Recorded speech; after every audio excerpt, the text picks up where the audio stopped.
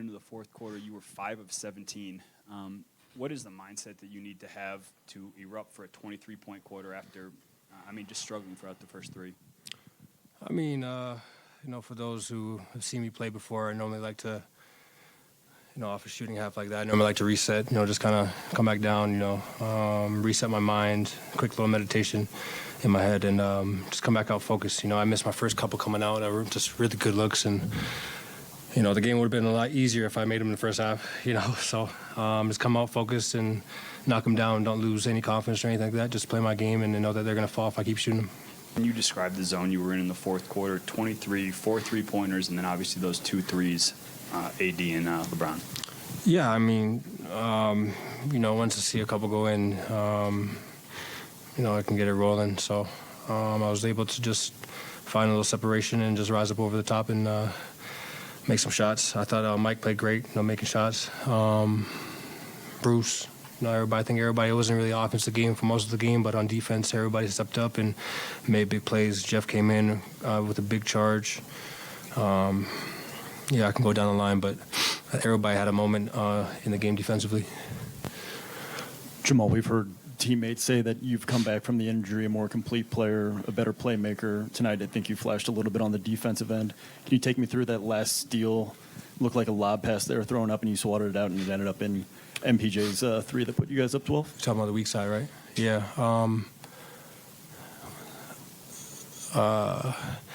I just saw LeBron trying to move him up the lane, and I knew that if I could get there if I went for it. I didn't, trying to find another word for half-ass it, but I just had to go for it and just jump for it. I know if I get a hand on the ball, my teammates will be able to grab it. So I just hit it out the air and was able to go down the other way. Jamal, this series looks and feels exhausting just watching it. And in that fourth quarter, you had 2 steals. You're pushing the pace up the floor. You're dealing with this illness. What does it take to find that energy in a moment like that after how physical the series is? Yeah, and we in Denver. Air's thin out here. But it's just grit and grind. You don't want to lose a game. You try to leave it all out there, and you don't want to regret it when you go back home. I could have just ran a little harder to the corner and give somebody open shot. I could have, like I said, jump for the ball and get a steal. So it was just mentally making that switch and committing to it. And it'll pay off if you put out the hard work. So I think Joker was exhausted too. We all were tired, but we gutted it out, and we know that they were tired as well. We play in Denver a lot, and they don't as much. So we know down the stretch, even if we're tired, they'll be just as tired or even more. Coach said he thinks you only need to see one go in before you can get going. And after you made that mid-range jumper, you kind of looked to the heavens like, thank goodness I finally got one to go. And then he said it looks like you're shooting into a hula hoop at that point. What does it feel like for you? Is that an accurate assessment? Yeah, it just becomes a practice shot. Whatever shot you take. I practice all the shots that you see me make and take. So, you could be shooting in a spot, in practice, and you miss 4, 5, 6 in a row, and then all of a sudden you just lock in, and you take a step back, you reset, you refocus, and you go back and make 10 in a row like it's nothing. So it's just about resetting your mind. It's all mental, in my opinion, and I was able to do that again tonight. Jamal, after game 1, everyone was talking about how the Lakers made that great run. They had all the momentum coming in, and everyone was talking about the Lakers as if they were the ones that won game 1.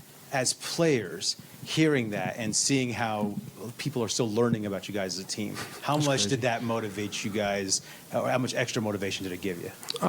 You try not to look into it.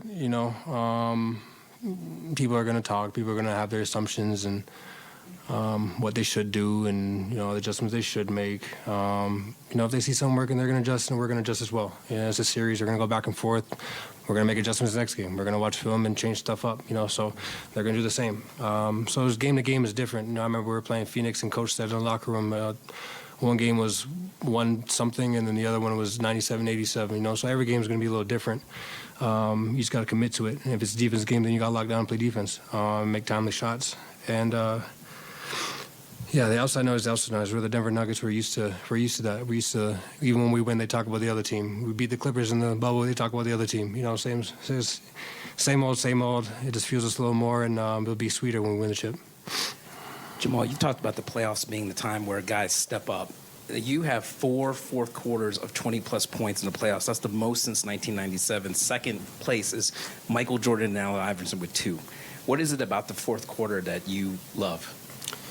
When I was little, I used to, count down the seconds of the shot clock and make the shot and talk like Marv Albert and talk like Mike Green, you know what I'm saying? Just the imagination running as a kid. So, when you get in that moment and, you see your fam in the crowd, you see your little brother, you see Mike Green there, you see all these little reminders. They all pay dividends and make that moment a little more special and just kind of lock you back in. You want to miss that opportunity, and sometimes it's just reflecting on those moments and remembering how fun it was to do that and be able to not miss a stage. Playing the Western Conference Finals against the Lakers and LeBron James is it's an amazing opportunity, and it's something you can look back in history and remember for the rest of your life. So I just try to make the most of them, and it's fun when you got it going like that in the fourth. When you hit that 3 over LeBron, they call timeout. You wave your hands out to what are you thinking? Because I saw you look into the crowd and you hear the crowd roaring. What was going through your head? Just like I got it, like I found the rhythm I needed to find. I think when I hit the 3 on the right wing was a good shot, and then the 3 on AD was the one where I was like, okay, I found the mark, I found the target, and just kept finding it. Well, you've alluded before about meditation. When you meditate and reset and lock in, what is going through your mind at halftime when you're just trying to maybe I don't want to put words in your mouth, but maybe decompress? It depends on what's happening. Sometimes I need to settle the hell down, and sometimes I need to ramp myself up. So it just depends on what's needed in the game. And tonight I just had to just reset completely. The first half, the second half 3 that I had, the open one, the wide open one, I alligator armed it. Now that just shows me that I'm overthinking it, and there's no reason for me to overthink an open shot. So once I missed that one, and I came up short on the mid range, I said, okay, I gotta, settle down even more. I'm overthinking about the shot too much. So it's all mental practice, man. I've been, having bad halves and then a crazy second half for the rest of my life. So I know how to change it. I know what to adjust, and I want to put together a good 4 quarters. Jamal, I think it was Game 1 of the Minnesota series. You hit a 3. I think you turned to the crowd and said something like, "We're ready for this. We've been waiting for this."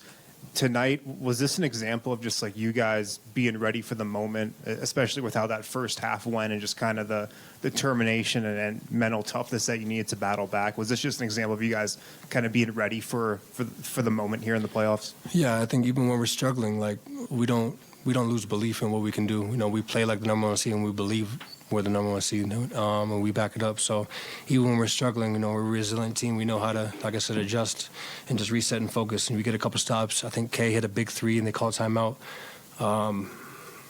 So, yeah, sometimes just a couple of possessions that can change the whole game, and it's just an energy thing, I thought we had a lot of belief in our ability to rally tonight and get the dub. Last one. Jamal, I feel like when you have a great performance, people always recall you in the bubble. But you are only 26. You are still writing your story. I feel like maybe people should not always recall the past because you are still doing it right now. What is it for you? But do you think like the past performance gives you energy and you recall it as much? Yeah, the bubble was 2020, and it's 2023. So I'm coming off injury and I'm playing decent. So I think the years speak for itself. Coming off injury and be able to come back to the level at least and play this way. I think I don't really need to comment on it as much anymore. Thank you, Jamal. Appreciate it.